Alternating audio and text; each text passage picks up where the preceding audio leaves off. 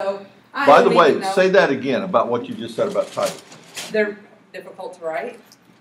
Folks, you cannot underestimate how important it is to wrestle with the title. When I do research, I often will spend 15, 20, 25 minutes just doodling and playing with titles in different iterations of how to string everything together. That time is often well spent because it helps you think about and narrowing what you're doing. It helps you define what you're doing. It helps you see if it's coherent. So playing with titles and the various terms and constructs in what you're doing is useful time spent. A lot of times we don't spend enough time about that. I will repeat, I think I have used that one of the forms of validity that we pay far too little attention to in research design is nominal validity. That is there validity between the name that you give something and what you're doing? That's true not only for constructs. Have we named it? Have we named whatever it is that we're measuring? Have we named it well? It's also true for titles of projects. So that time spent wrestling with names is useful, and we don't do enough of it. This is probably a 5th revision at least. And it may not be your last. Right, exactly. And I'm sure it's not done. But right now, this is where it stands. The dynamics between social integration and persistence, perceptions of how external social communities can replace social experiences within the community college setting. Okay. Question. Whose perceptions?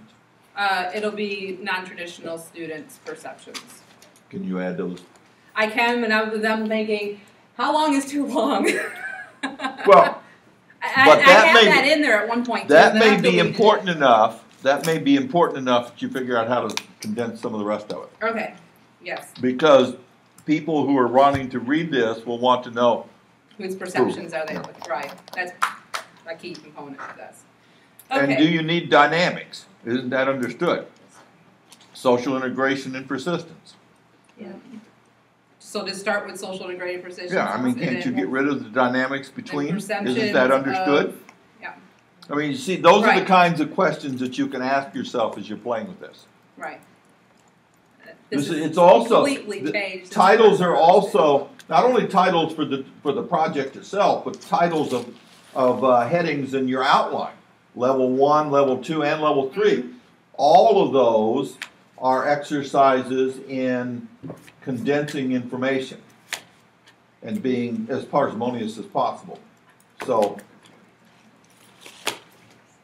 And the topic, basically what I'm looking at, is the impact external social communities have on non-traditional community college students in terms of persistence is what I'm looking at. Now that comes close to me. That comes closer to a title and everything. You had the other one was a topic, and this is a title. Okay. This is closer to a title to me. Okay. Flip back to what you just had. Mm-hmm. Yes. Yeah. All right. That's a topic. Look at now. Flip to what you just. To me, that's closer to a title than the other one. Okay. I mean, you think about that. Would you want to? If you want to read a title, do you want to read that, or do you want to spend 15 minutes reading her title? I had to read the title 3 times before I was like, "What is she saying?" But doesn't that say? Yes. See, yes. Nominal validity. Okay. Succinct. Nominal validity. And this was even shorter than what it was to begin with. I kept changing the. Okay, so my problem defined, this is really small. I don't like these little tiny screens. And I probably put a little too much into this, and I may not even have this quite right anyways. But the first thing I looked at, students remain on the outside in terms of social relationships within the academic institution, appear to be more at risk for attrition. Educationally related peer relationships are key to the social integration and persistence. But little research is provided as to how non-traditional students at community colleges form those relationships. So you're saying that it's true, but we really don't know much at all about that for non-traditional community colleges. Right. Most studies are done at traditional university, students at, university, four-year institutions who are they're residential universities, and that's where a lot of the research comes from. There's very little on this topic for community college students, period. And now even taking us another piece of that and just looking at the non-traditional students, which really is probably almost the majority of them at a community college. The second one is non-traditional students do not typically engage in campus activities and mostly have social needs met in other settings. Little research has been done to identify these settings and how those other social settings provide the social component that has been proven to be an integral contributor of student persistence. So we know that's the case, but we really don't know how it functions. Right. Or at least for this group. Studies have analyzed the degree to which outside influences like family and work impact social communities in the academic setting for traditional students. However, little to no research has analyzed the impact of these influences on non-traditional students enrolled at a community college. And the last one here is it's because of the variety of life roles non-traditional students face on a daily basis. They have little time to become fully involved in the college community and may draw support from external sources such as friends, family, and coworkers. Further analysis needs to occur of the perceptions non-traditional students have in regards to which external social communities provide the most support in terms of achieving a post-secondary education. Now, when I was going through these, I'm thinking... Didn't I hear you say that you were thinking about a fifth one as well? I have a fifth one. And the reason why I have five is because I was thinking that some of these seem so overlapping and related, but there's little differences in each. And the fifth one, it says, research on how academic and social integration affects persistence of two-year or non-traditional students has produced mixed results, largely because most research in this area came from the studies of traditional students in residential four-year colleges, and the findings were not generalizable. More research needs to be done on how non-traditional students perceive social integrations in terms of their success. Okay, now, for the common thing on all of those is we've done this, but we don't have much about non-traditional community college. Right. We've done this, but we don't have. After you get all five of those laid out, then look at them and see if, in fact, there is a distinctness about each of the five. After you get them, see if you can just, okay, can I get two or three phrases, just a couple of phrases about each of the five, or maybe a sentence about each of the five. That, because you're going to need that for the purpose anyway, and then are those five things distinct? Okay.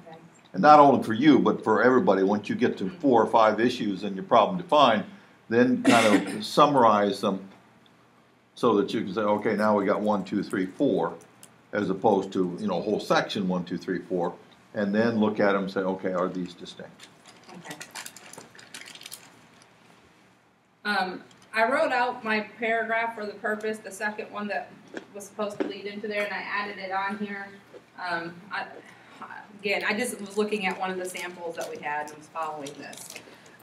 Says this study will focus on the dynamics between outside social communities where organized support of post-secondary achievement is occurring and academia.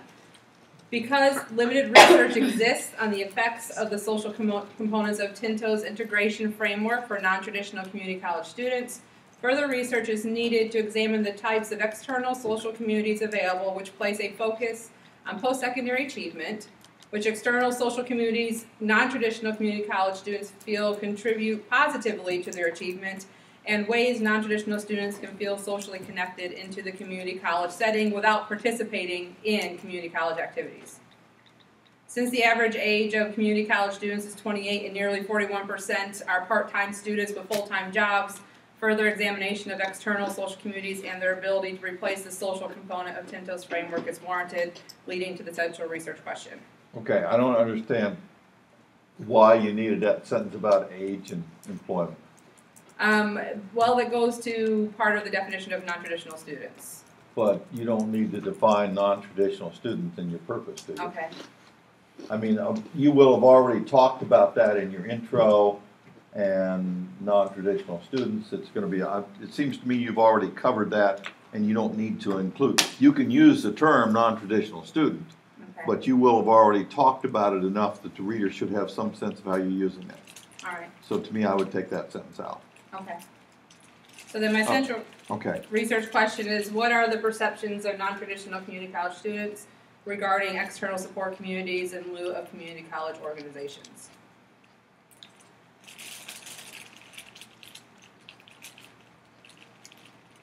Okay.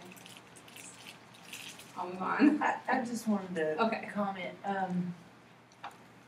because non-traditional students do face so many different challenges, probably making them a non-traditional student. Have you thought about focusing in on particular groups of non-traditional students, such as, single mothers or children with disabilities, things like that? Because there's so many problems. Military would be a good one. Right, That well- people face that make them. There is. There's a lot of different things, and yes, I just don't know which group, and I think this is why I've left it right where I am. But she's right, that might help you narrow this down, make it more doable. And then in Right. chapter 5 are the perceptions of this group, how similar are, what are the perceptions of other groups? That is, how much does the distinctiveness of the type of non-traditional contribute to this? And that would be a research question that other people could explore by looking at groups from military, groups of people with handicapped children, et cetera, et cetera. You Yeah. could even probably specialize in the type of handicaps the children have, maybe autistic children. And just because Down Cheryl syndrome. and I both have autistic children, and Yeah. that's why we. But Down syndrome, Yeah, are they similar? Are they different? And so that kind of stuff, just to help you. Yeah, narrow I and know think of that. non-traditional is a very broad term, especially in a community college setting. and Bobby's point, I think, is that makes it a more feasible dissertation because it helps narrow the thing. Remember, a narrower, deeper, more in-depth study of a narrower topic is generally to be preferred over a shallower study of a broader topic. Yeah. And I think that's my goal, but at this point, I wasn't sure where I wanted to focus, and so right now it's general. With But your yes. background, maybe the non-traditional group that you would want to look at, as she suggested, would be military. Or people with handicaps, and there's a lot of people that would like to see a study like that done. Not necessarily with children with handicaps, but students. Yeah, adults with handicaps as well, with disabilities. I mean, so right off the top, you've got 2 or 3 examples from them. Right, and of course, we had the military background, but I think the larger group that really is such a focus right now are our developmental students, and that's what I teach too. Okay. And if I were to probably go anywhere, I'd probably lean more towards them because that topic is so huge right now. And it's where you work, so you have some Right. expertise.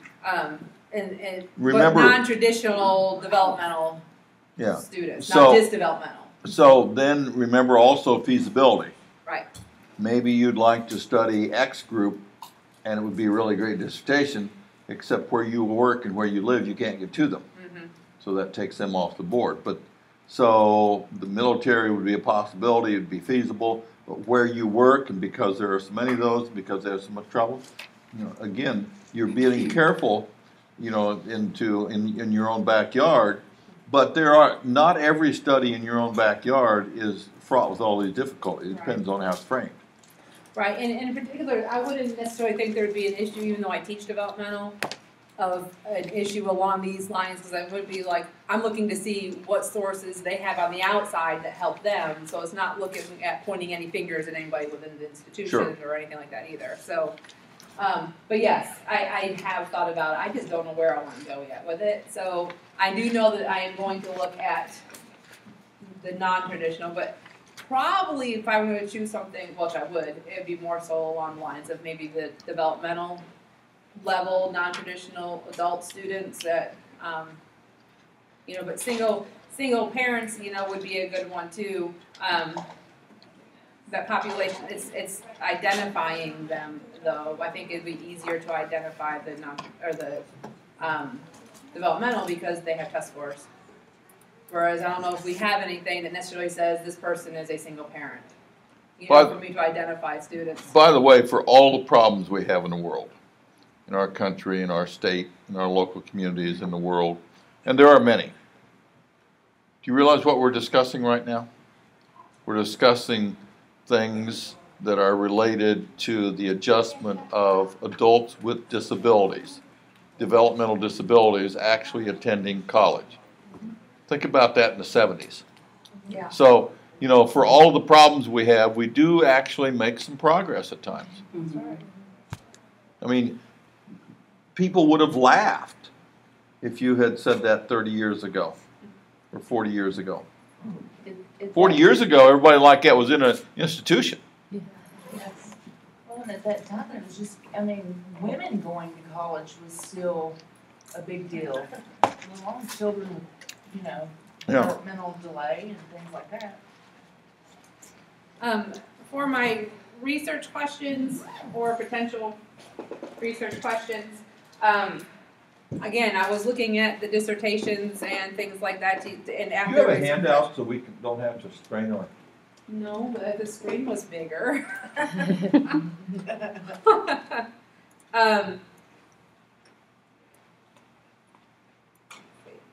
Can you email it to us and we open it up on our PCs?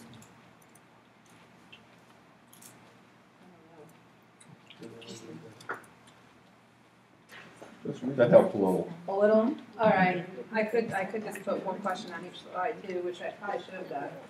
I forget that this is a little screen, whereas in our classroom we got a huge projector screen, so it's much larger.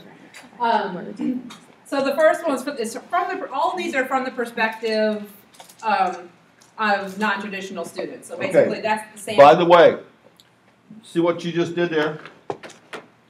From the perspective of non-traditional students, that's called a STEM. And one of the things I often see is 4 research questions that read, from the perspective of non-traditional students, number 1, from the perspective of non-traditional students, to what extent do, number 2, from the perspective of non-traditional students, to what extent. So why not take that redundancy out, put it into a STEM with a colon, which introduces each of those. And then once you do that, okay, well, I've got a STEM, that makes sense. Then you start thinking about how can you word that STEM and how much of that can you take out of the questions to make the questions shorter and the STEM longer, but still representative. It just makes your research questions easier to read, cuts out redundancy, and a lot of people don't do that, in the fact that even after they think about it the first time. So that's a good point of this, and everybody should be thinking about how to do that with your research questions. And if I were to do this for just developmental students, or if I were to do whatever, I could easily just add that right here. Yes. From the, the perspective of that way you've identified your role group right in your STEM. Non-traditional students, right. To what extent do external responsibilities impact the decision to become involved in on-campus activities? And by looking at external responsibilities, I was looking at like jobs, employment, family, and then whatever else, I don't know, I was just kind of blank after that. But maybe just leave it as other. I don't know if we can do that or not. Does she need it to what extent in the question, or could that become part of the STEM? It could come as a part of the STEM. See, that's the kind of stuff, once you decide that a STEM is appropriate, then you can play with it to make it as succinct as possible. The second one is, to what extent do external social communities provide organized support of post-secondary achievement? And looking at external social communities of your family, is it your workplace, maybe an external community of your friends, religious affiliations, maybe even the child care center. How well does that support your education achievement? Do they provide extra hours for you or whatever? Do you mean communities or community/organizations? Well, it would be communities / organizations. Because you could think of the community, the church as a community, but you might also think of the church as an organization. Whereas the community would be the neighborhood you live in, or the small town, or the rural area, or whatever. But to me, the organizations, you've got community action groups, you've got boys club, girls club, you've got churches, what I'm You've got, looking I at mean, is sororities. the ones that students are already involved in. So if they're involved in a church community, to what extent does that church community provide support for that individual on his or her achievement of post-secondary education? So I'm looking to analyze the groups that people are already involved in, instead of them having to seek out an additional group. My point is the term community is Right. adequate here? Or do you need groups / communities / organizations? Do you need to broaden that? Probably, yeah. I could see that.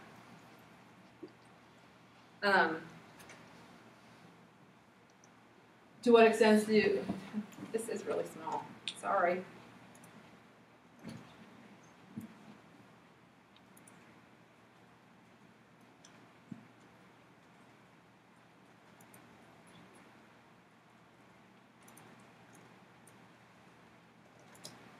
Sullivan.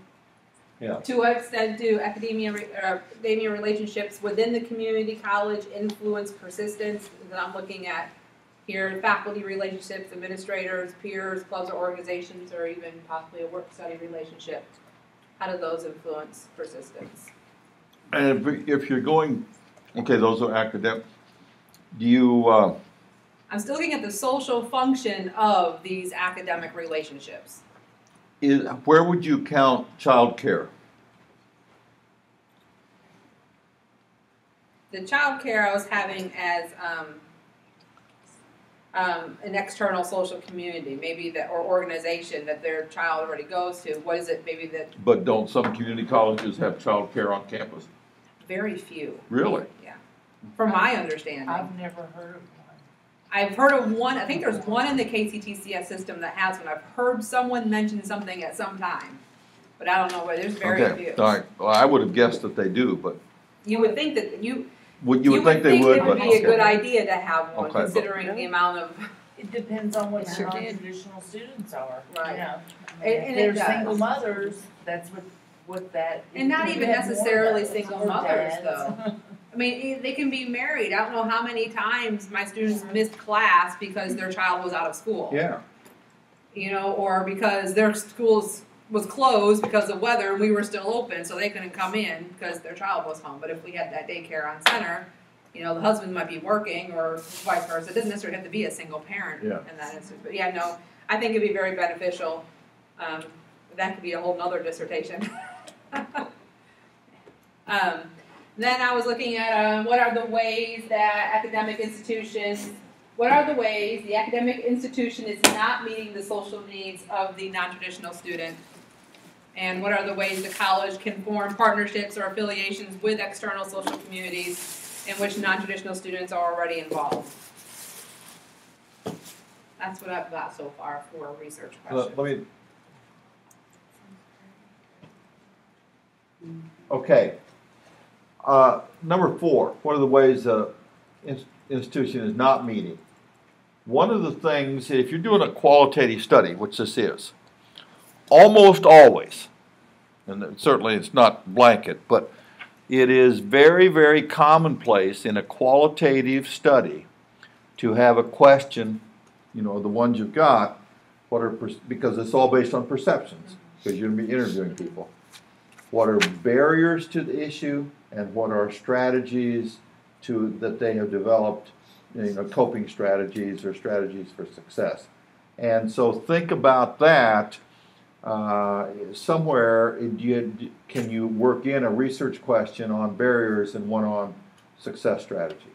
Because they may have developed things, their perceptions of these that you wouldn't be thinking of. One of the reasons you're going to them is because in this instance, they're the expert. They are the people that you want to know from their perspective. So they may have strategies that they've already developed that would translate for other folks if other people knew about it. Your dissertation becomes a way of getting that information out. So that's the reason. The third, so barriers question, a strategies question, and then the third thing that almost all the qualitative studies will have, to what extent do sociodemographic factors below list relate to the above? And that's like a qualitative crosstabs question. All right, now, I don't know if I've used the term qualitative crosstabs or not. Do you know what crosstabs are quantitative studies? Crosstabs are like a chi-square, that if you've got data on gender and data on race, you do a cross-tabulation on it so that you find out is, for example, are female minorities different than females who are white, and same with things. That is does there just seem to be no difference? Or when you do the crosstabs, do you say, well, there's a pattern here where race and gender are interacting? And you wouldn't be aware of that if you didn't do the crosstabs. All right, well, that's quantitative crosstabs. You analyze that with chi-square. You can do the same thing here by listing the factors that you want to look at, by gender, for example, by marital status, by having children with disabilities. So those would be a series of things that you put in your ABC. And then the question is, do the following socio-demographic factors, to what extent do the following socio-demographic factors relate to the above questions? Then you go back, you've already analyzed your questions 1 through 5, including a barriers question and a strategies question. But you've looked at them overall. Now you go back and you look at them again, take the same data, you subdivide it by race, subdivide it by gender, subdivide it by disability, and you see, then you go back through, but you just do those by hand or with your software package.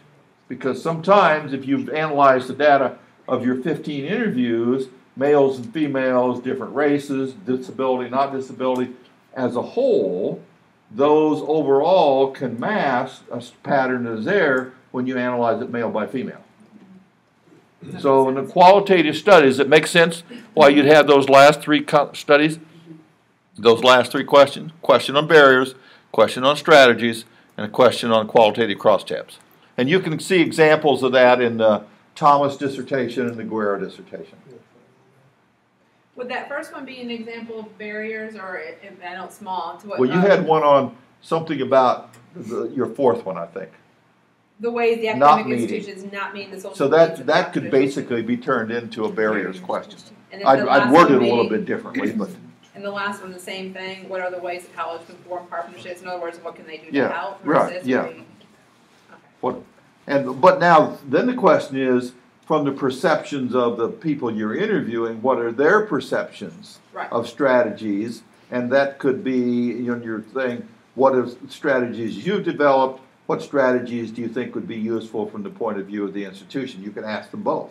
I mean, remember, you got a research question that, rule of thumb, 3 to 5 questions on the interview schedule to elicit the information that's inherent in that research question. So you ask them, well, what have you done yourself? What have you done with family? What strategies would be helpful for the university? Their perceptions. Steve, excuse me, what was the third one? I got barriers, strategies, and what? The qualitative crosstabs.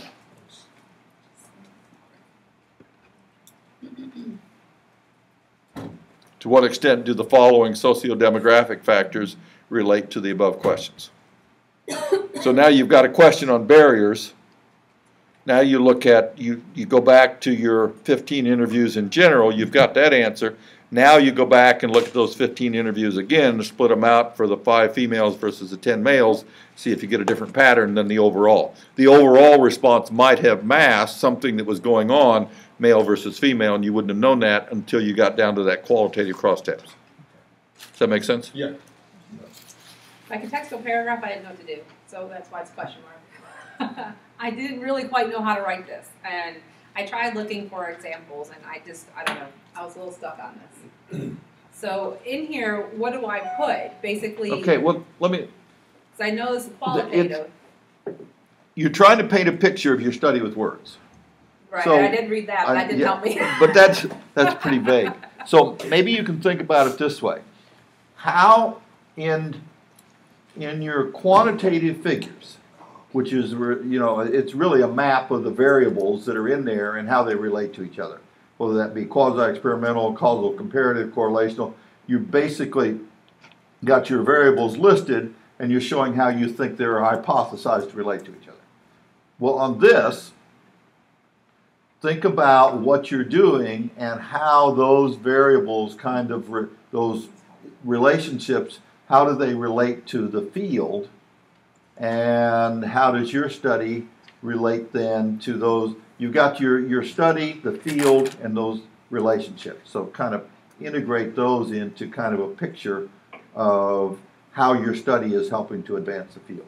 Okay. Now notice that your entire chapter 2 is going to do that. Right. But this is in chapter 1, and you can kind of a summary of all of that just stuck in there.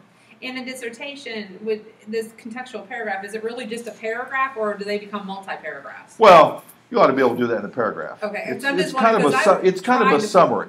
I'm trying to pinpoint an example of one of these, and one of the Yeah. I couldn't, I couldn't pinpoint which one it was, but I'm sure I need to look a little bit more. And I was looking at a lot of other things at the time, trying to get this stuff done too. So I'll just look for further examples.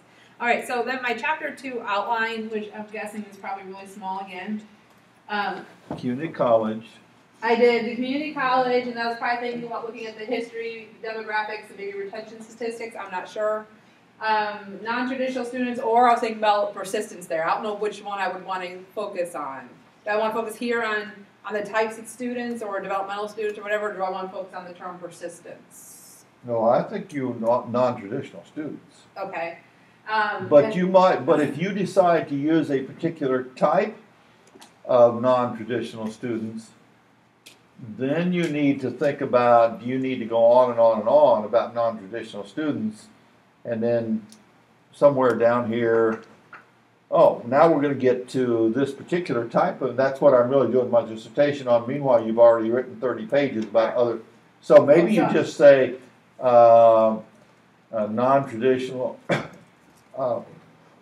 whatever the type of is. non-traditional Right. student is. Okay. And that's why I had that there. I wasn't sure which one. And then the external social communities, and I was thinking about maybe talking about the types that are people are involved. I didn't know maybe what I wanted to put there. Why did you have persistence there? I wasn't sure if I was going to do this or this. It seems to me that persistence would be one of the characteristics under community. I see that persistence, the way you've got this as Right here? yeah, Okay. one of the subheads under community colleges. Okay. And then integrating the 3 together would be the influence of external social communities on persistence. And then was looking at, I was looking at one of our samples that you've given us on this. And is this Well, wait a minute. Now you've got, but now in your intersection, you've got persistence given. You're giving prominence to persistence. Right, and that's where I give been talking about persistence all throughout the PowerPoint. All right. So But- how are you viewing persistence? Because that's rolling from one used a semester lot to of the different next. ways. Right, in community colleges, from one of the things I've read, persistence needs to be measured more, not from year to year, but more from one semester to the next. Because that's what I have read in a lot of the studies I have looked at when they were trying to define persistence at community college What level. if you did something like for the number 1 head after introduction? Mm-hmm. What if you did something like persistence in community colleges? Okay, Then that would give prominence to persistence, and then all of your questions are kind of focused around that, but that puts that back to a level 1. okay.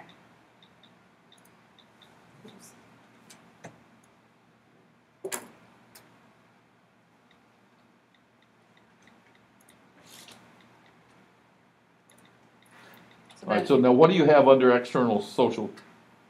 I Flip back one, there. I was looking, You only have one, what's that? external social communities. You've only got one one. I didn't know what to put there. That's why I have a question mark. I mean, do I want to focus on the That's- types of external That's social central communities here? enough to your study that you're gonna have to do some work on that. Right. So am I focusing, do I explain the different types of external social communities that students are involved in, or do I define what I mean by external social communities, or Well, not only that, but you also need to do some sociological work there on the effects of social communities and Okay. support. I mean, social communities and support. It seems to me that that's one of your major It is. topics. You're going to have, maybe you just have to start reading. Maybe you don't know how to outline that until you do some reading in Right. that to figure out, okay, these level 2 and 3 heads all got to go in here, but I don't know what they are yet. But after you do some reading, you'll have a better idea on that. And that was my question. And that would be I if wasn't you sure. could find a good recent lit review on external social communities or social communities and networks or something like that, and look at some of the studies you've already got, comb their bibliographies, because there may be a lit review or something in there that save you looking, oh, here's a lit review, it's only 2 years old, and it's right on social communities and their effects. Read it, and by the time you get done reading that, you'll have a sense of what those subheads will be. So basically, the social communities and their effects doesn't necessarily have to be on their effects on students, No, I think that, just how they have an impact. remember, you've got a Venn diagram, Right. you've got a huge topic here, so social communities and their effects, you could write pages and pages and pages on that. Only the part that's within the intersection of 3 is going to be related on community colleges. Okay. All right. Yeah, because There'll be a lot of that. There'll be a lot of each of your 3 circles that is not related to what you're focusing on. It's only that little section that is in common to all 3 is where your dissertation is headed.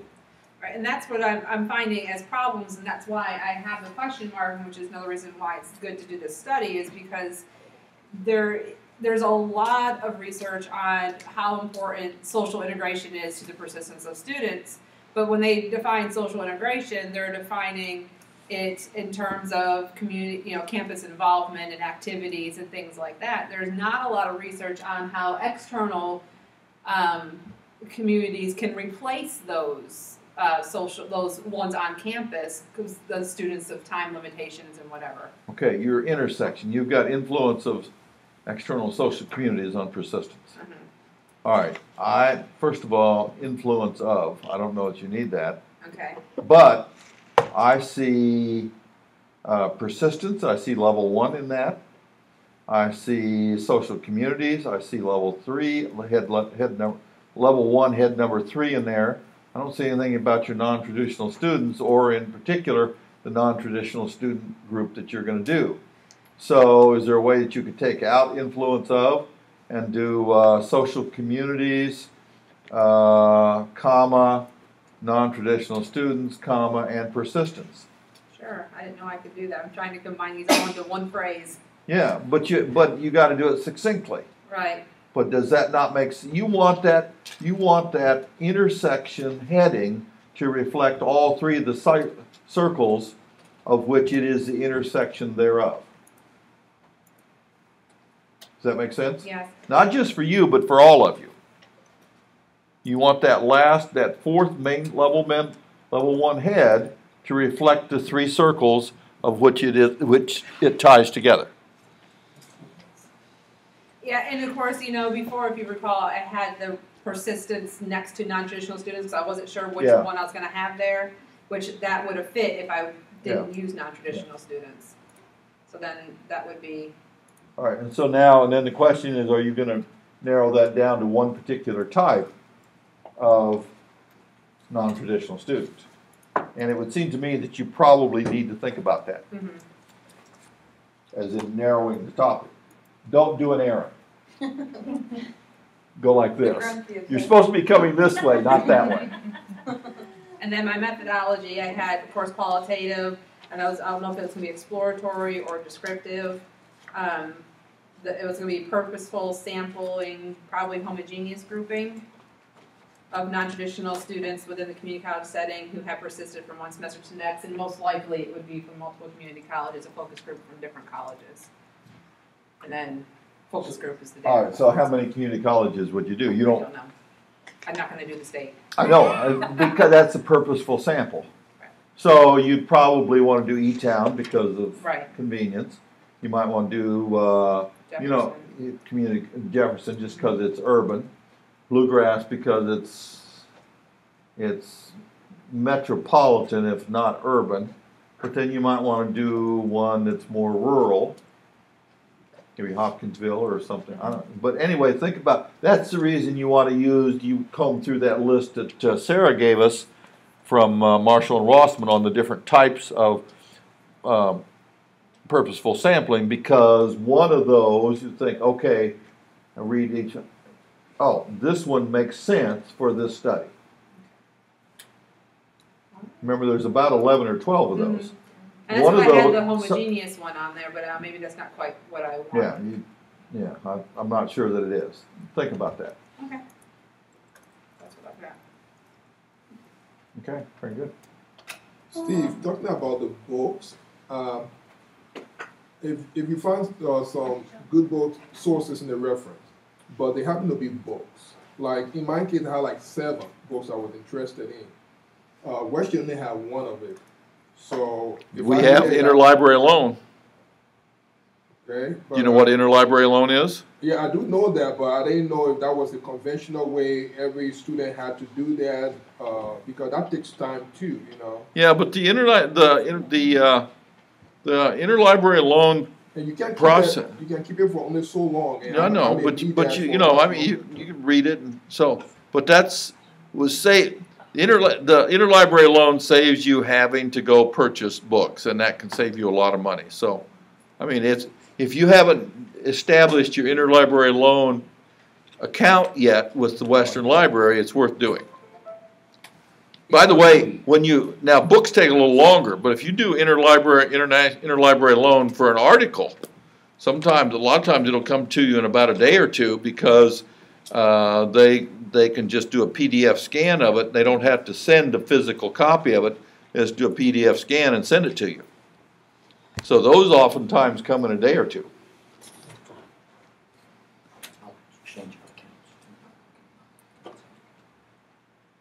It's my tech brain here. All right, and then after Z is Joanna, right? How many people? All right, and then Lataya, right? All right, so we have 2 more complete presentations and 2 personal ones. How many besides those have not done your personal one yet? 1, 2, 3.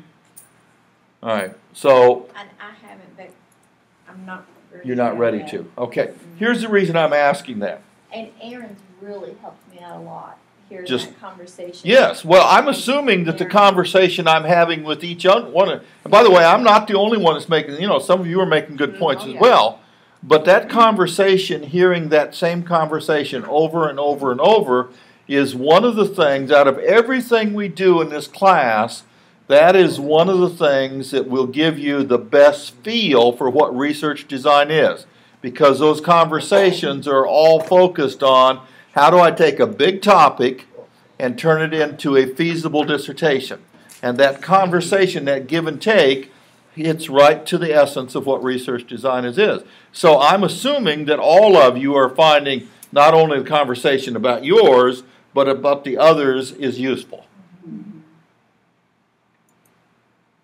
Which is the reason each of you does this. Even if you don't really know what you're doing yet, as Erin didn't, because she was way too big, by the time she got done, she had a better sense of what and why and how to narrow it. And Sarah, I don't know what you have, but if we have enough time, even if you get up there and you don't have anything, you'll still get some good out of it. Okay.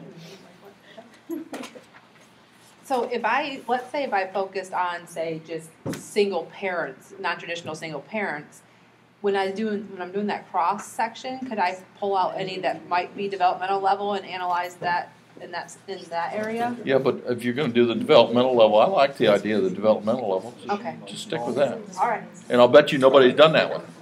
I don't think anyone's really done much on what I've done, period. Yeah. Thanks to Dr. Wilson for pointing me in this direction. Okay. Sounds like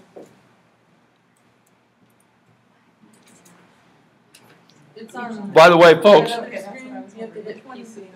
Do what? See PC along the top of that little screen? Under The The little one. The little Yeah, the screen. little one. Hit Yeah. PC. It's on the top. PC. Yeah, just hit the PC button. It At should the be top. At the top. Oh, On the okay. left.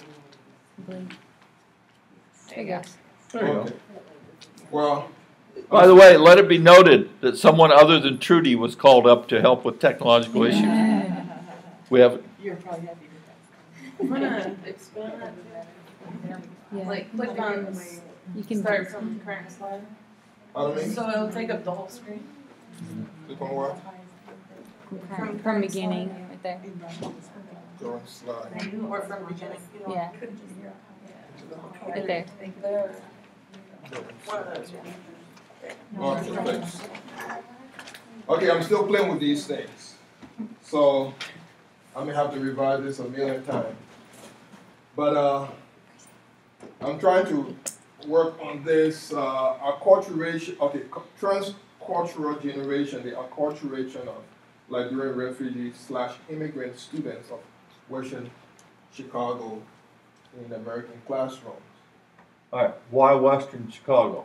Well, because I want to use that as my population. Okay, do you have access to that community? Yeah. Okay, so you have relatives or friends or, okay. Because the first issue when I see something as far away as Chicago is, I think, okay, is that feasible? Very, But in very. this case it is because of the community, you I know. know probably everybody there. Okay, all right, Yeah. So that's- I lived there before I came here. okay, so- okay, all right, so that does make it feasible then. But do you see why I'm asking? Yes. You know, if I see New York or Cleveland or Atlanta or something like that, the first thing is that feasible. But in this case, it is because of his ties to the community, yes. And I'm sure he's getting ready to get into this, but like with the Title II, I'd probably say what classroom level you're kind of talking about as well. Yeah, is it elementary, middle, high? No, I was looking at grade school period. Go back, Look at what? Good. Click from the beginning. yeah, there. Or do you have a question about that? Yeah, I was looking at grade school period. Yeah, I was, well, Of It's elementary, similar. somewhere can you stick in of immigrant elementary students? What about high schoolers too? But you just said, I thought you were doing elementary. Okay, but I mean, it's still open.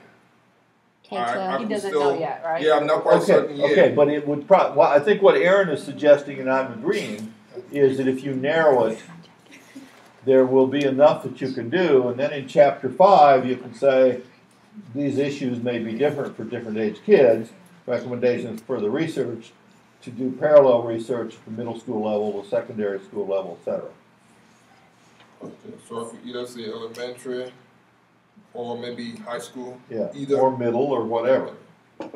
I mean, there are kids at those ages are enough different that it certainly would be viable to study them, you know, the similar kinds of thing. Now, the other side of that is, if you're thinking about the students, then you immediately get into the IRB issue of assent plus consent.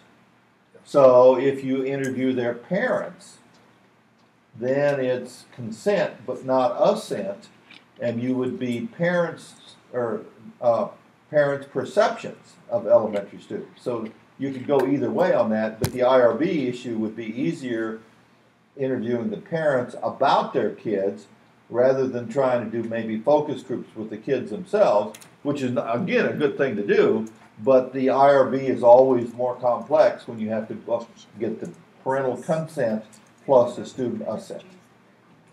Does that make sense? Very much, yeah. Okay. And how long does it take typically to get IRB approval, the whole process? If you've got it written up well, it should come back within a couple weeks, sometimes less. Paul is very good. Paul Mooney runs the office. He's very good. And he's also very helpful with doctoral students. And is there So if you have questions, just call him or email him. Will you want me to click for you while you're Please do that. Can we turn, on a different tab? I thought I trusted myself in that area, but I don't. Okay. Dr. Miller? Yeah. can we turn the fan down or You wanna go to? Yes. the one over in the one over Stick here? to 11, it's like 11 for now. Oh, yeah. I'll do it. if Yeah. it's okay. And what was his name again? Mooney? Yes, Paul Mooney. Paul. You're gonna edit it or you're just Yeah, we'll just talk about it. Can you get this out on the screen? Okay. As I was saying, the population for this study was Z, yeah. I feel for you. Needing somebody like that when I do PowerPoints and stuff like that. Well, I turned him down. He offered to.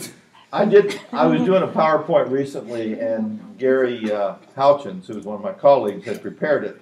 And he had one of those where it would come up, instead of the whole screen coming up, it'd come up one line at a time. And I was really struggling at hitting this and trying to talk past it the whole time. Okay, So I feel your pain. we'll be fine. Okay. So I would say I'm using that as my population, and then I will send out. I'm assuming that you are a Liberian? Yeah. That's your background as well? Yes. Okay.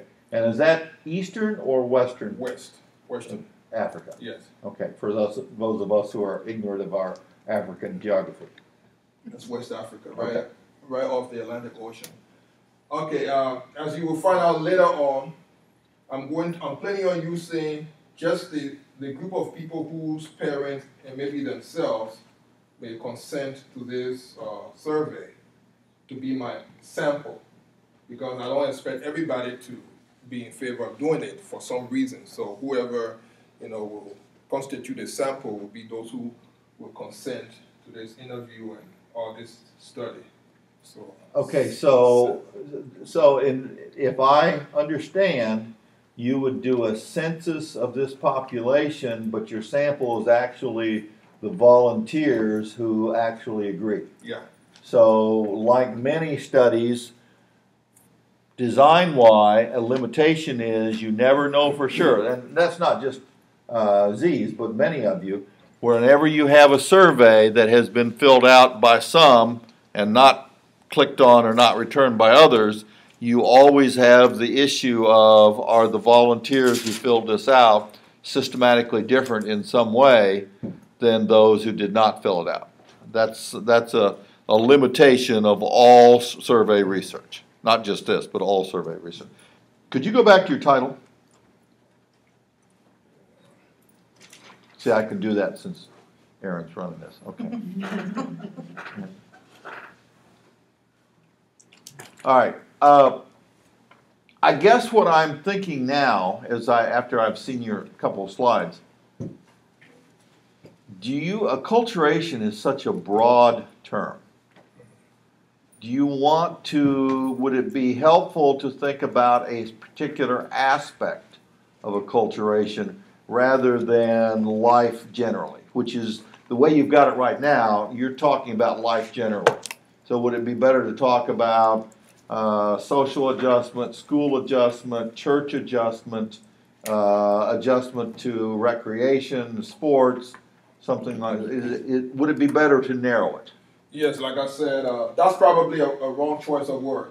But what I'm working on here is to study how the transition from the Liberian classroom to the American classroom. That's really what I'm studying. So it's an educational. Yes. All right, so you might even add the educational acculturation. Okay. And then that would capture it.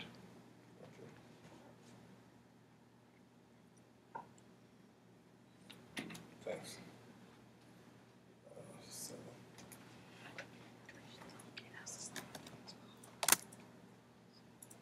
Okay, I might need more help with this too, like the previous person here.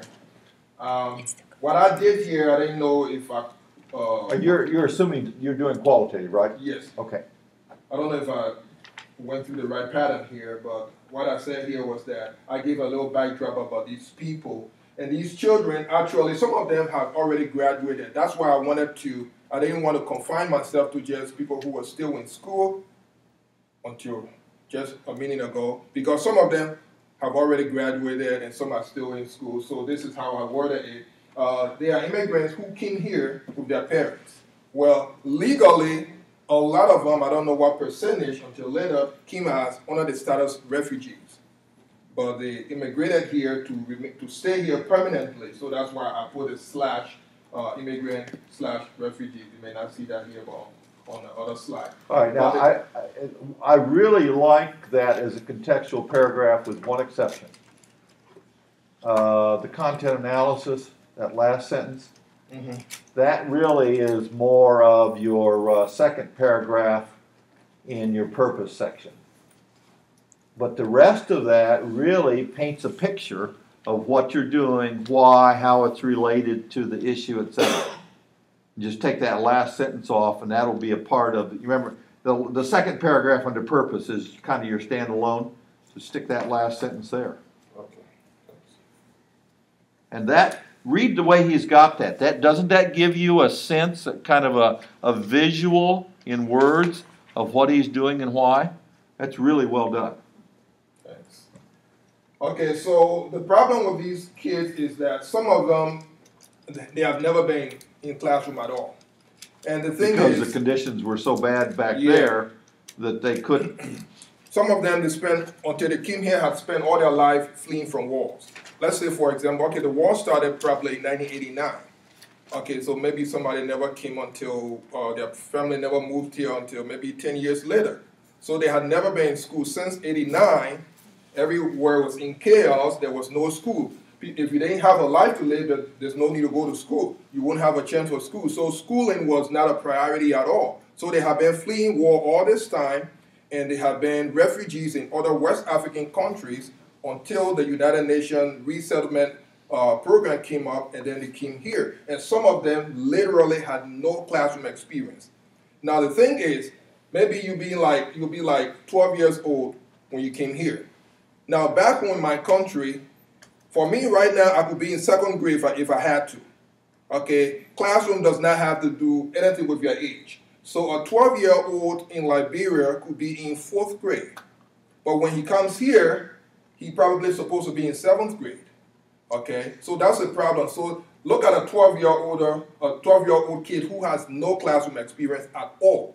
And may not know the language besides. Yeah, we will speak the street English, okay, which we call it the Liberian English, okay, but you have to really listen keenly. So he wouldn't have the same command of English that a kid Absolutely that not. had grown up here by any means.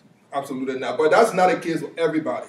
Okay, that's not the case with everybody. There were some people who were in school until the war came and interrupted them, so they know so much of it, but some of them just zero, period. They So don't what even you're know a saying classroom is there's tremendous variance in the amount of school that they've had, some with none, and some may have been Some lucky like that. enough to have really a pretty solid schooling That's background. right.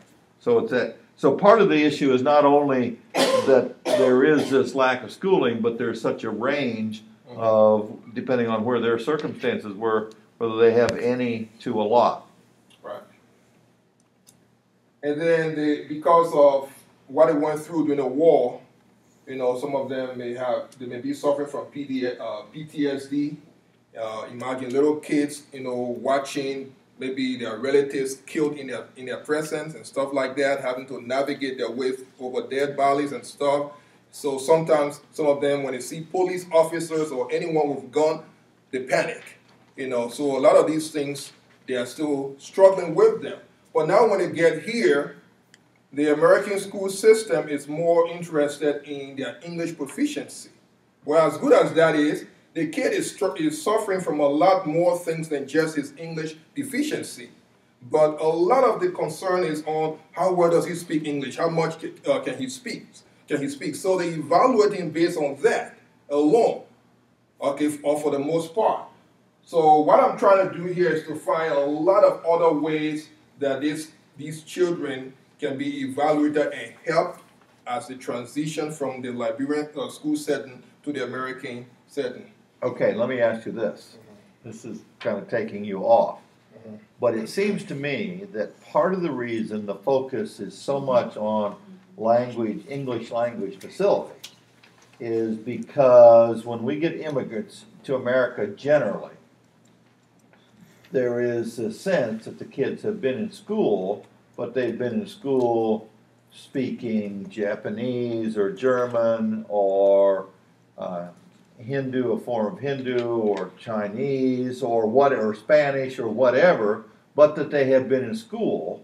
So if you got a kid who doesn't know much English, but he's in 4th grade because he's 9 years old, at least he kind of has fourth grade skills, school, or Spanish-wise. Whereas with these, not only is there the language facility, but they may or may not have, and many of them haven't had any school at all. So there is kind of this expectation that we're going to treat these kids the same as we do immigrants generally, and immigrants generally have a school background even though they don't have a language.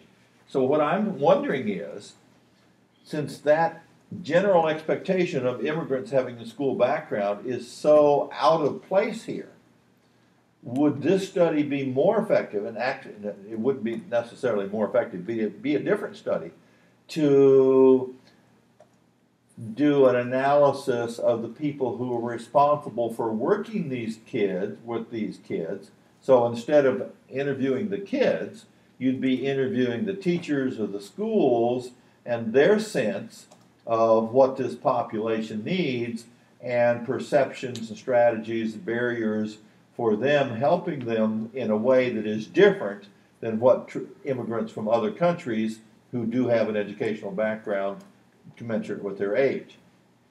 I know that's a totally different way of looking at it, but the problems these kids have problems, but they have a bigger problem because the system is set up to treat them this way, and they're not ready for that way because they have all these other issues, and the system either is oblivious to or doesn't understand or know how to deal with these kids and their other kinds of problems. That's a totally different study, and you remember this is an ongoing research agenda. There'd be enough studies to last you the rest of your life if you continue to do these studies.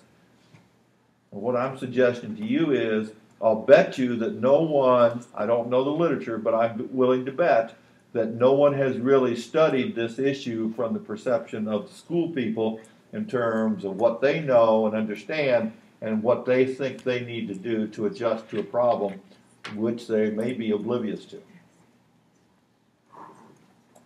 Okay, so you're suggesting that the focus be more on the teachers? It could be, or the schools. Do the teachers understand why these kids are different than other immigrants who are 10 years old, who they expect to have been in school since they were 6 years old?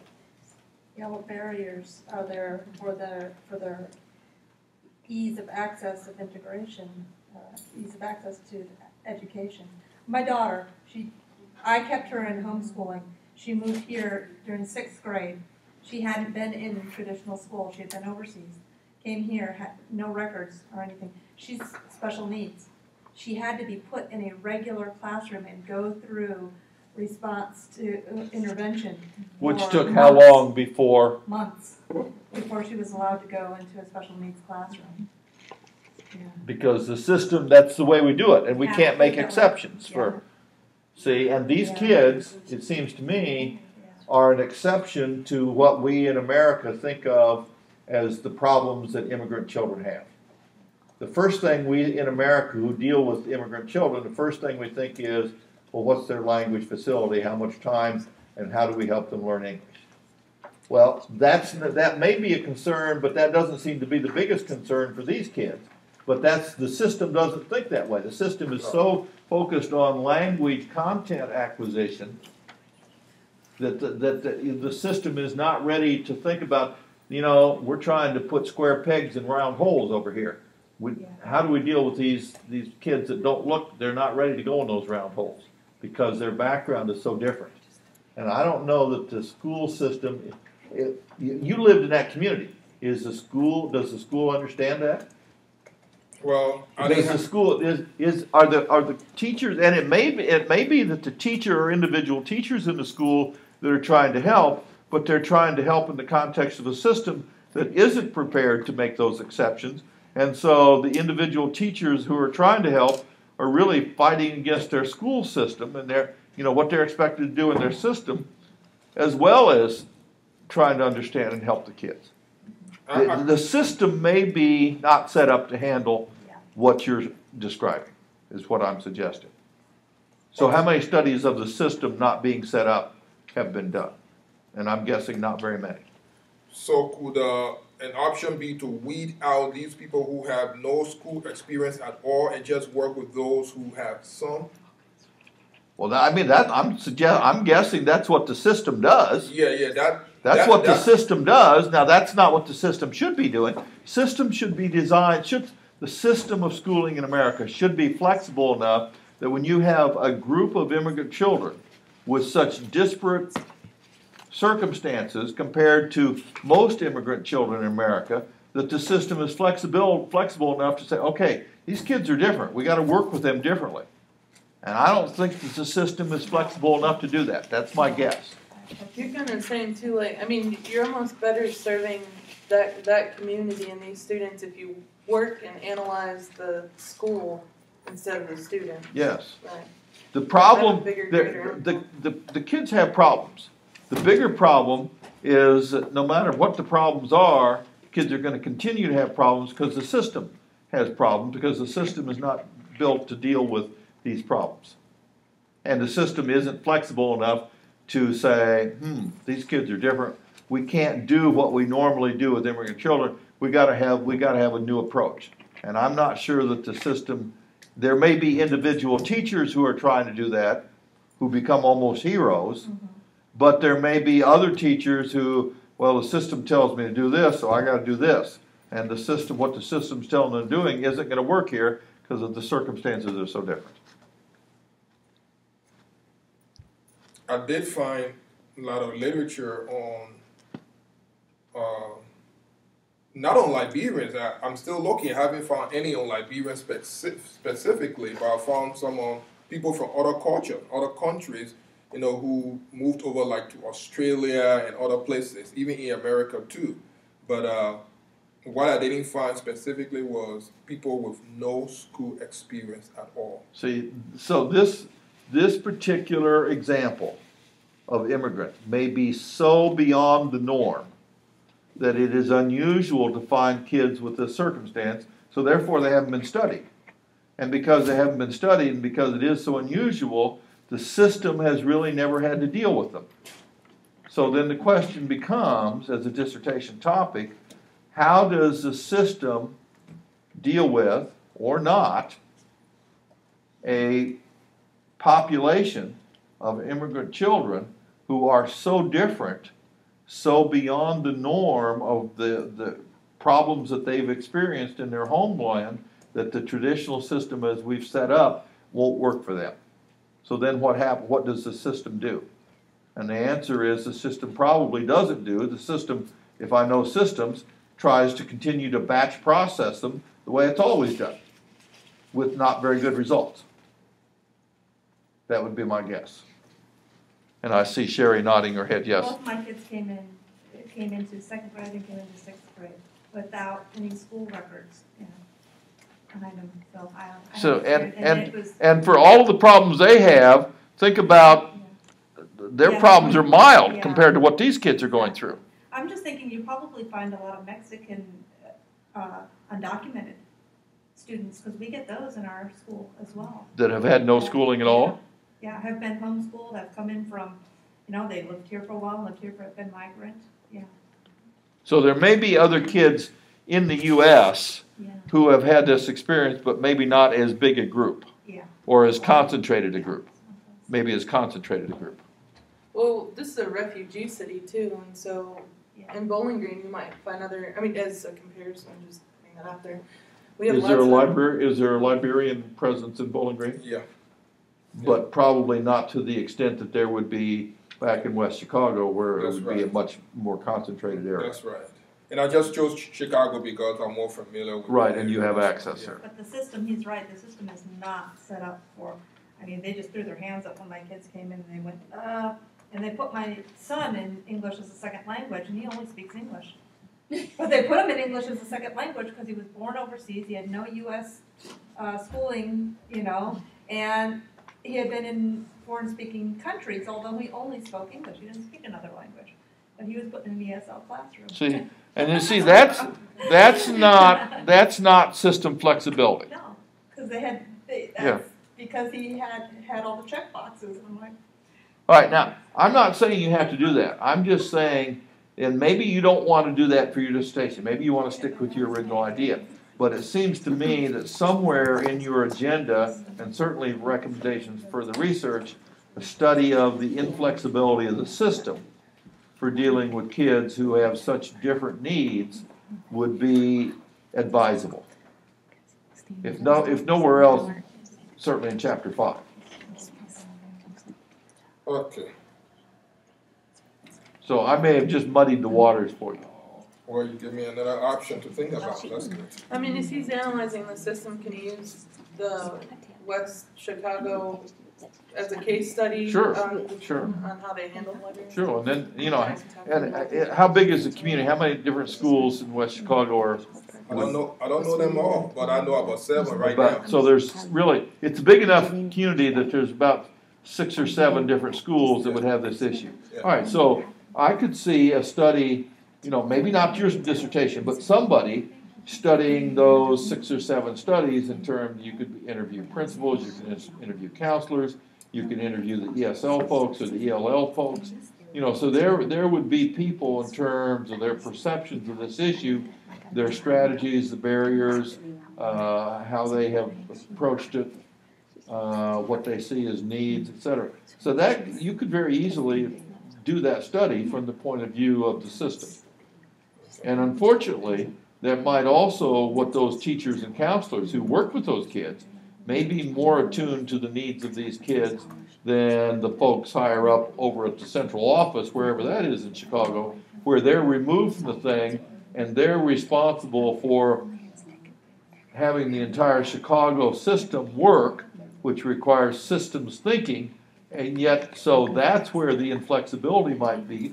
Whereas the teacher, you may find that the teachers and the counselors in the schools where the librarian kids themselves are more flexible, but their hands are tied by the system as it's operated from the board. I mean, there's all kinds of possibilities. But remember, you're not going to do all those. You want to get done. So all of these different ideas we're throwing at you, many of them will simply be recommendations for further research. Okay. Now the problem defined, I didn't word these right. I just think about it as the opposite of this.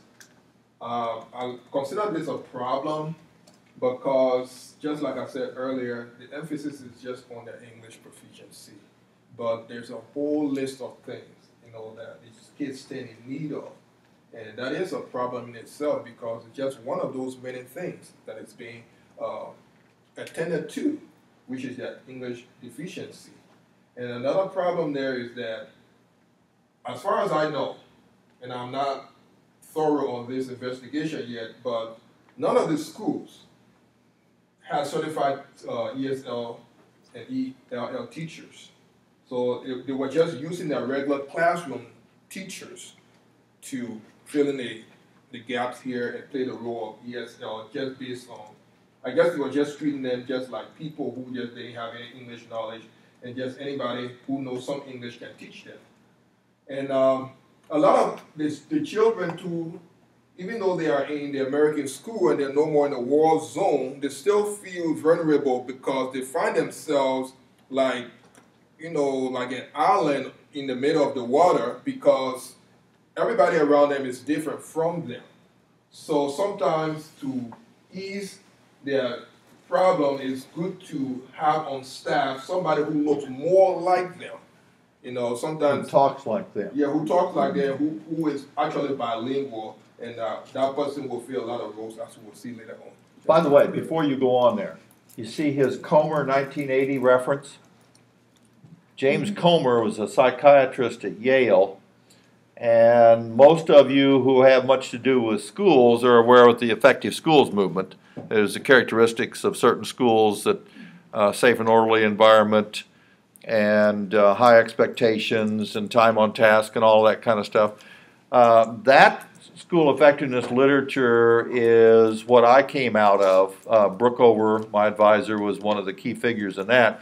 Comer, on the other hand, had an alternative approach to school effectiveness that was based upon involving the low-income and minority communities themselves in trying to work with and through those communities to improve the schools. And so the Comer model would certainly make sense for a Liberian community like this, but a lot of people were not aware of the fact of where that is. So that was James Comer, and it was kind of an alternative approach to school effectiveness, starting with and through the community and community activism.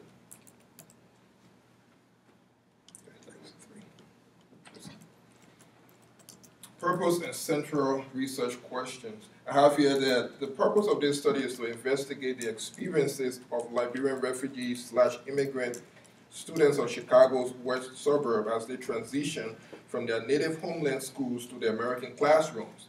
Now, this study specifically asks questions such as what challenges do they encounter, what are their sources of motivation, what labyrinths impede their success, and how do appealing to their holistic need, the use of certified ESL, ELL teachers, and involvement I've lost my line.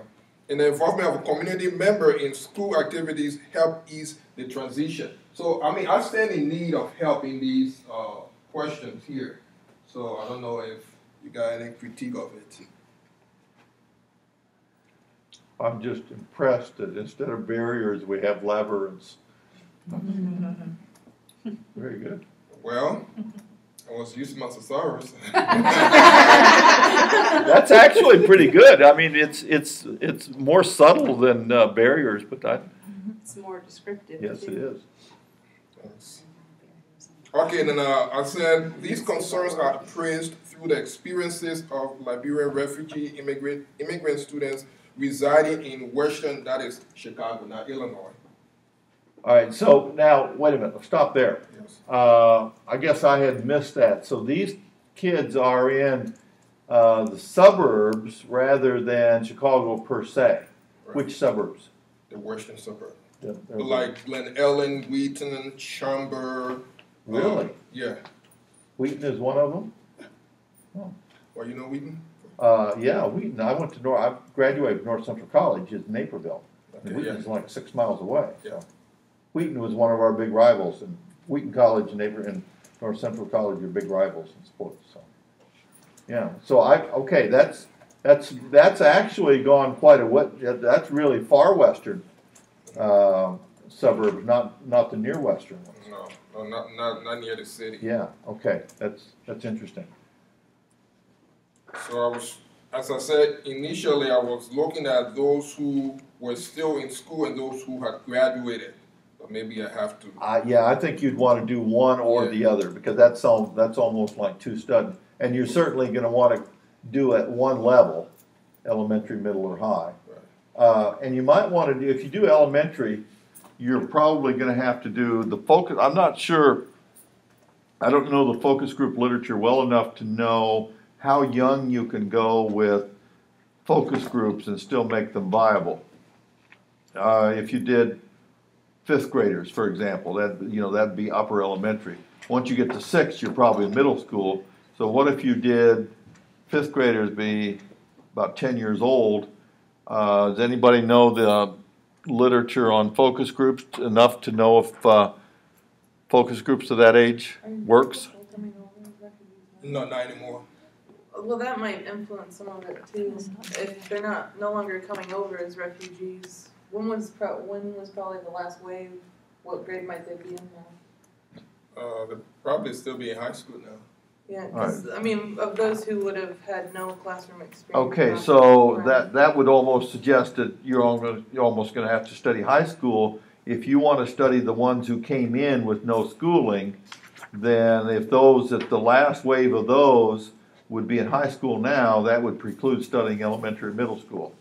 That's actually what my desire is, high schoolers. I think I can get more from them than from elementary kids. Yeah, well, that was the thing. If you're doing focus groups of 10-year-olds, besides which, the high schoolers, by the time they're in high school, would have picked up some school. Their American English would have improved, and so they'd be able to communicate with you, but you could still ask them retroactively what it was like coming over here with no schools. Then, in terms of your purposeful sampling, you might want to do those, a group, if you're doing focus groups, a group of those who came in with no schooling, a group that maybe came in with 1 or 2 years of schooling, group that came in 3 or 4, versus those who really were pretty much up to, where they should have, where they would normally have been in educational in terms of experience.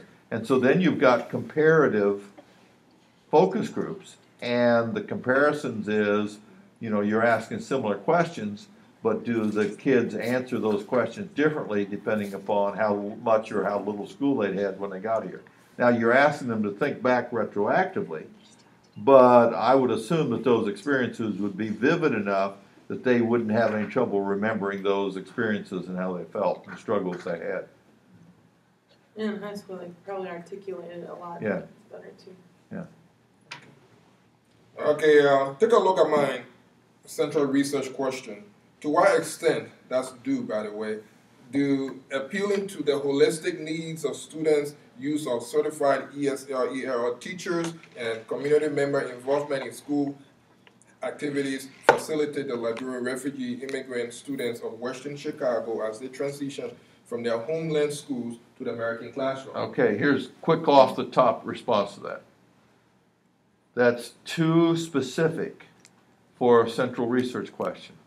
That would, you want a more general central research question that if you put it on the top of a big circle, that's the label of that circle, and then you've got 3 or 4 empirical research questions lined out within that, and then those specific issues become questions 1, 2, 3, 4.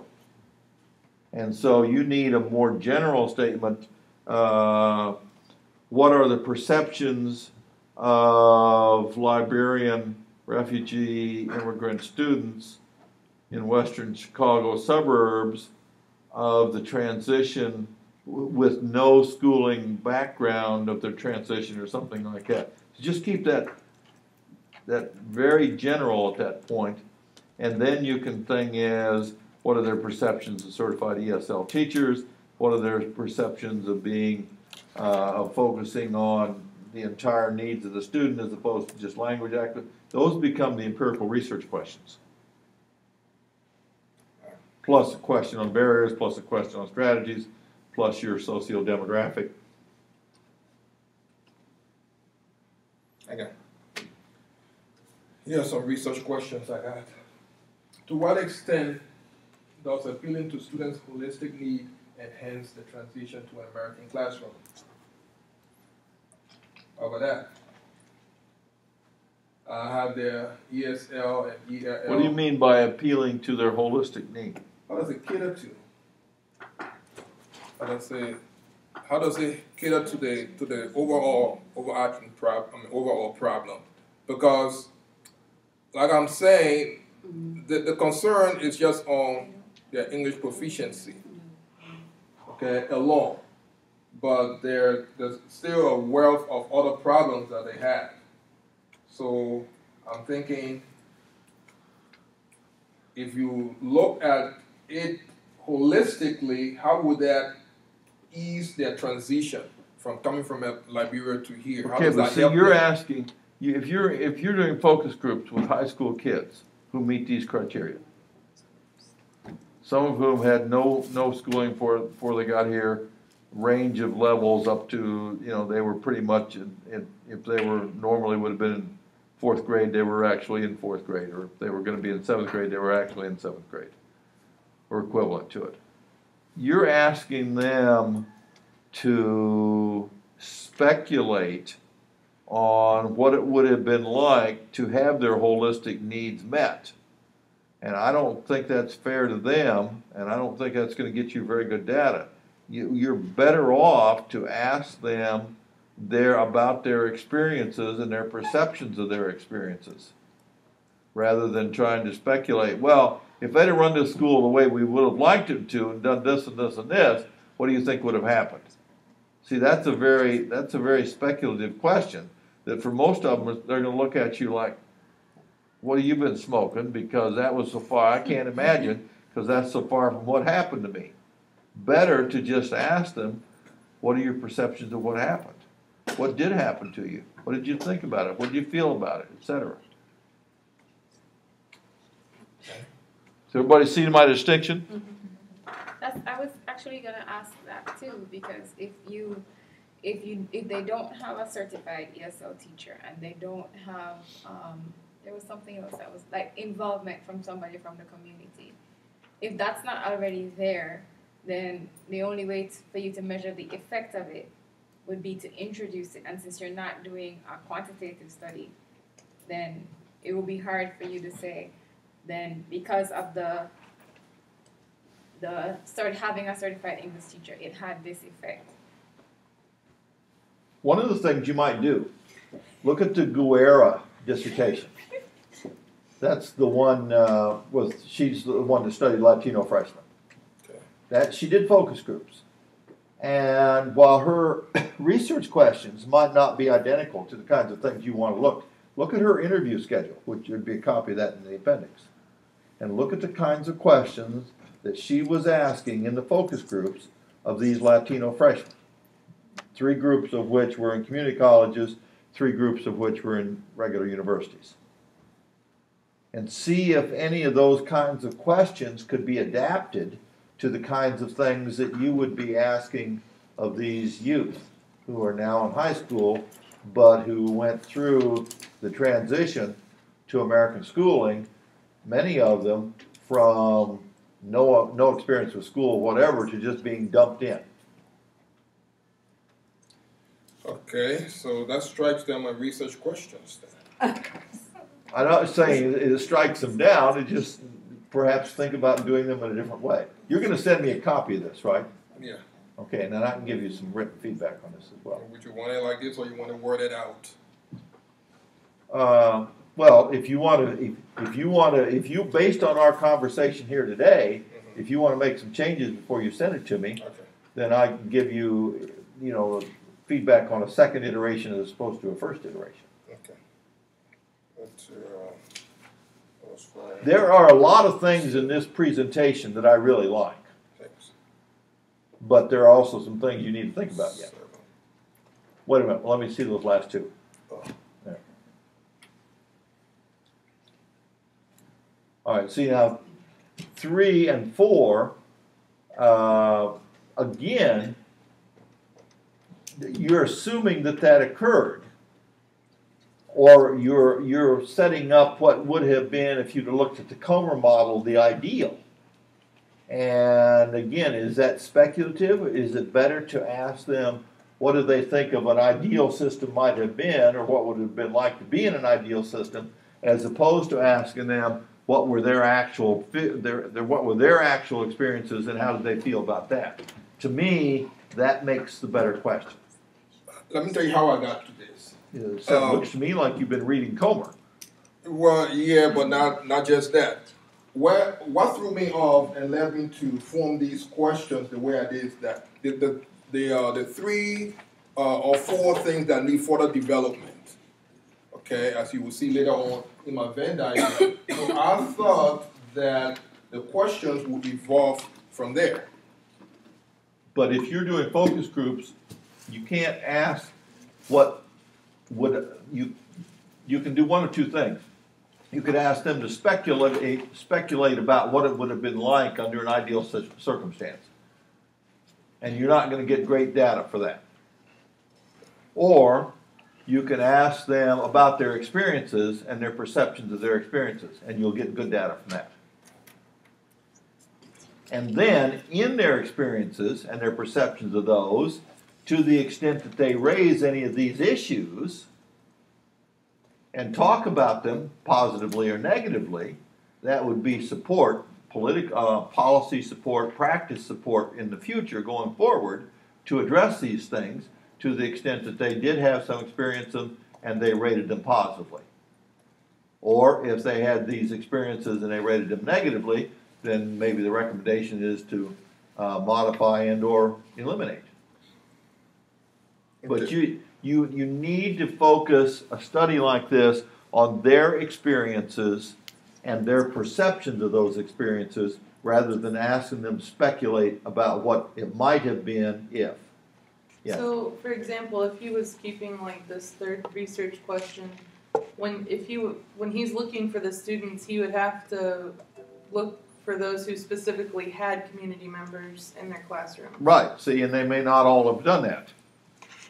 I mean, maybe some of them had access to that, some of them didn't. Okay.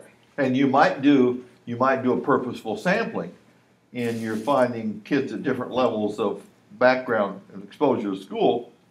But if you think that that's really going to be important, but before you did that, did some of the schools do that? And if some did and some didn't, then you could choose your focus groups, and you would be able to compare the answers of kids who were exposed to that versus other kids that were in schools where they weren't exposed to that. Qualitative crosstabs.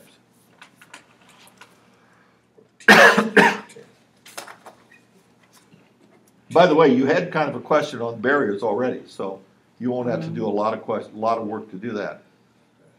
Well, this is my Venn diagram here. And that, as I was saying, I was thinking that these three areas here would be where I would get my research questions from. See, and here's what, and that's a common misperception. People think about using the Venn diagram for your research questions. The Venn diagram is a technique for figuring out what literature you're going to cover in chapter 2. So to me, Liberian refugees would be one of your three circles. A second one would be something like, are you taking notes for? Would that be students?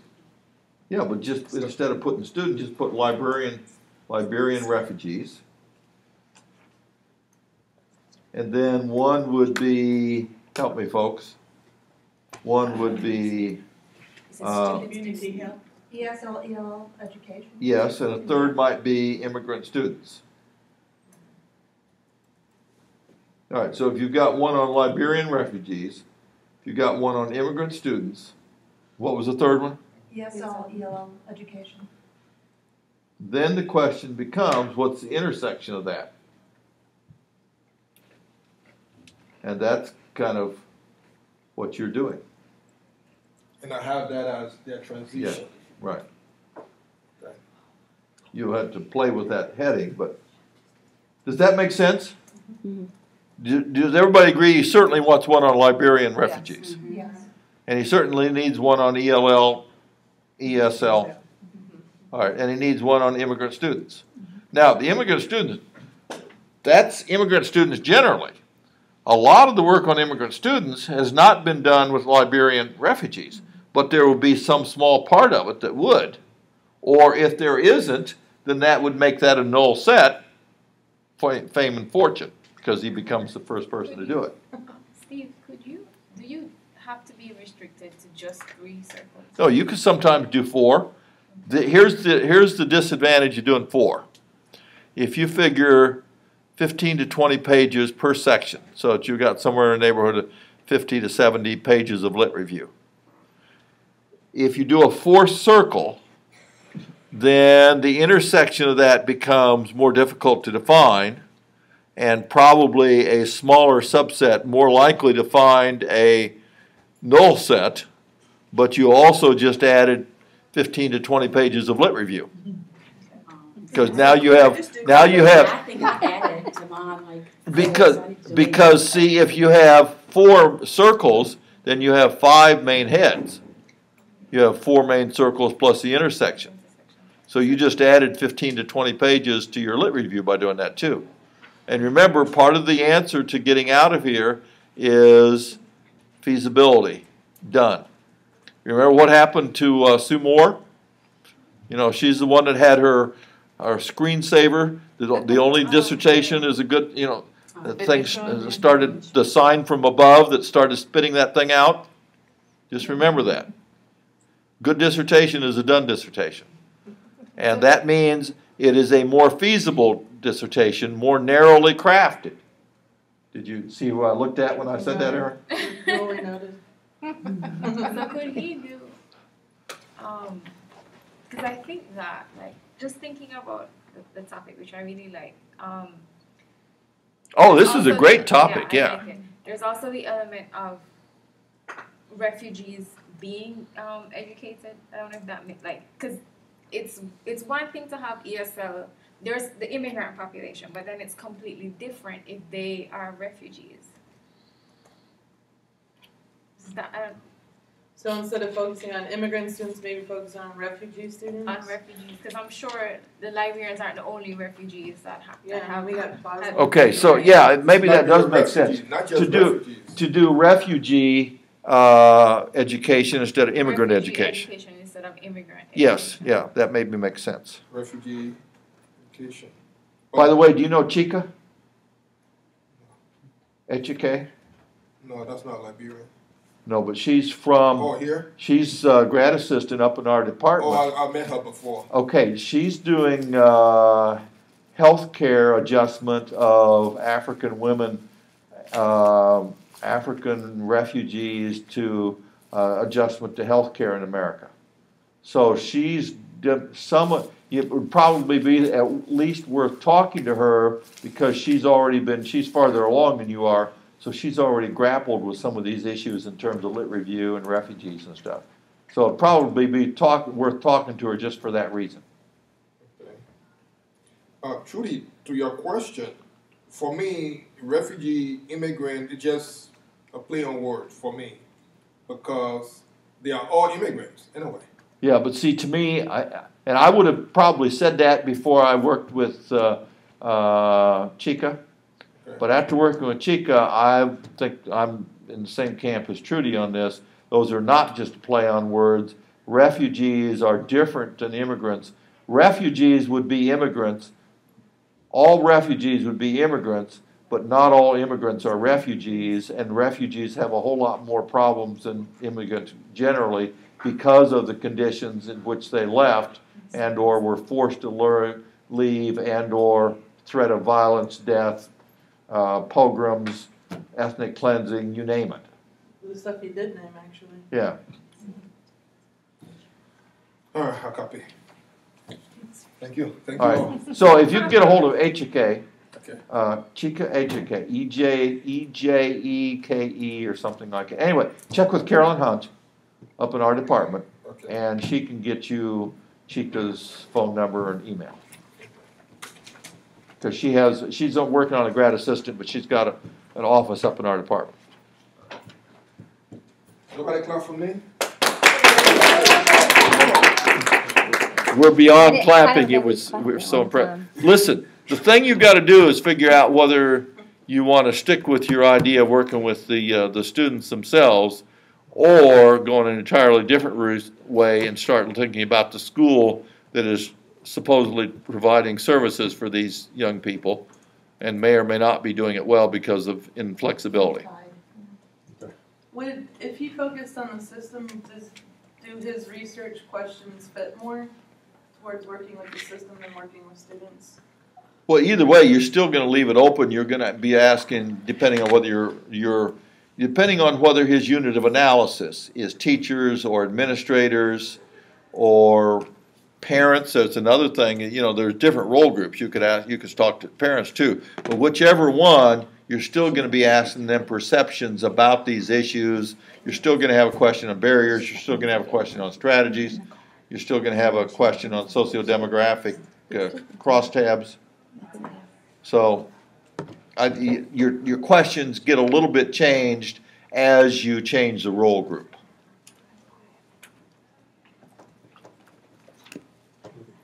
Sorry, I didn't know you had a question. I saw your hand, but I didn't know you had a question. No, it's Earlier. Z, this is going to take some thought, but as you develop you've got some really good stuff there. There's some potential in terms of some of the things you can. I want to read it. So there's a lot of potential there. All right, let's take a quick break before we start on Joetta's.